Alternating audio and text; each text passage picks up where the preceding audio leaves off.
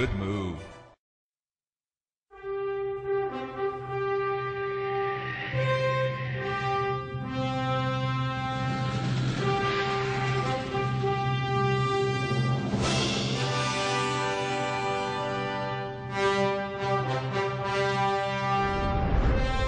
Look, up in the sky. It's a bird. It's a plane.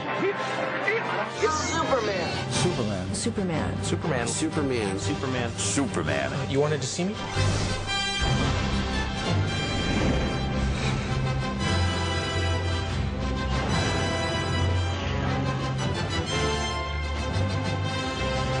There have been a lot of cynical heroes and a lot of angst-ridden heroes. With Superman, you get sort of a light at the end of the tunnel. He's a noble character and he's idealistic. He's powerful and he knows it. Superman has had a very diverse history. He has been used as propaganda material. He's been in good movies, he's been in bad movies. He's been in good television, he's been in bad television. But through all of that, the character of Superman has always suited the times. I first became aware of Superman watching the George Reeves television series when I was a kid. I loved it. He could knock over a wall, or pick up a car, do these different things. So you can imagine yourself doing these things. George Reeves would run up and bounce out the window, and I would try to mimic that. I mean, who didn't? Superman! Am I glad to see you? Golly, Superman, you could have come in through the door. Well, this seemed a little more spectacular. George made the entrances he did because he fell once on wires in one of the very first shows. They were flying him in like Peter Pan, and the wire broke, and he fell. He said, "That's it." He said, "Peter Pan flies. My Superman doesn't fly on wires." I hate to be a demanding woman, darling, but could you get me some Edelweiss? You know what it is? Of course. It's a little flower that grows in Switzerland. I shan't be gone long. Forgive me?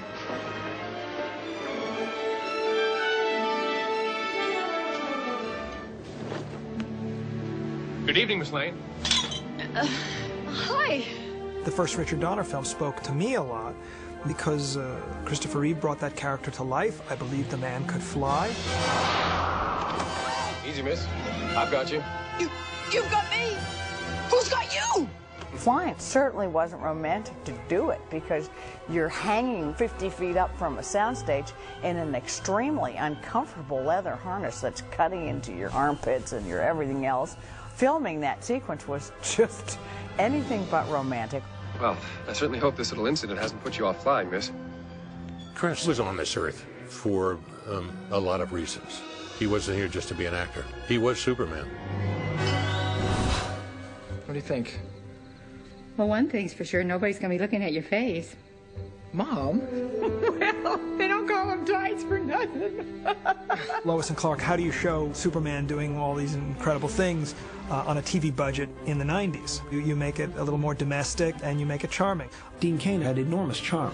For me, it was a fantastic experience to step into that role, to start my career, but there were a lot of battles to fight along the way. I wanted us to push it to the next level and let them have children and just get crazy and explore new territory. What's happening, Jonathan?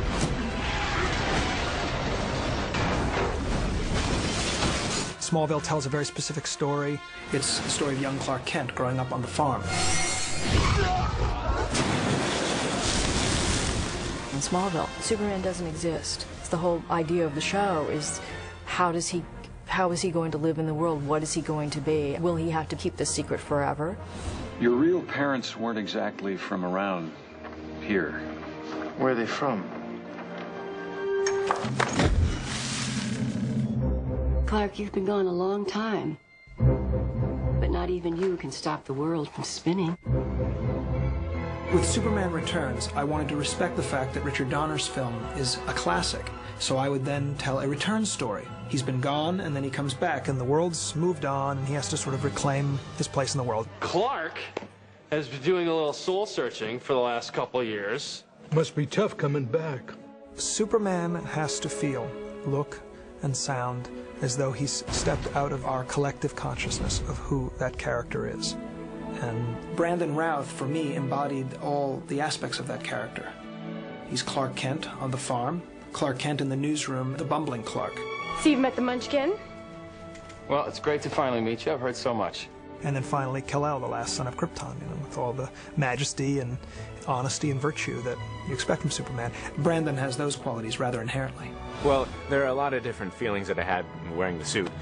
Some days I enjoyed it, some days I really wanted to be back in a three-piece suit and be Clark. Hey, can I ask you something? Have you ever been in love? Sounds cheesy, I know. The struggle with Superman is he wants to have that semblance of real life and of having Lois Lane and of having a family, all those things. Even though you've been raised as a human being, you are not one of them. They can be a great people, Kal-El. They wish to be. They only lack the light to show the way. Superman is the ultimate immigrant. He represents how you can come from a completely alien world, be raised in a bucolic environment by good people with American ideals, and then put them to good use. I do think that Superman is seen by other countries in the world as quintessentially American. Take him away. Superman is universal. There's a country in the world you can't go to that they don't know Superman. I think most people do believe in that kind of integrity and virtue. They want to see goodness. People have a deep need to believe that it exists out there.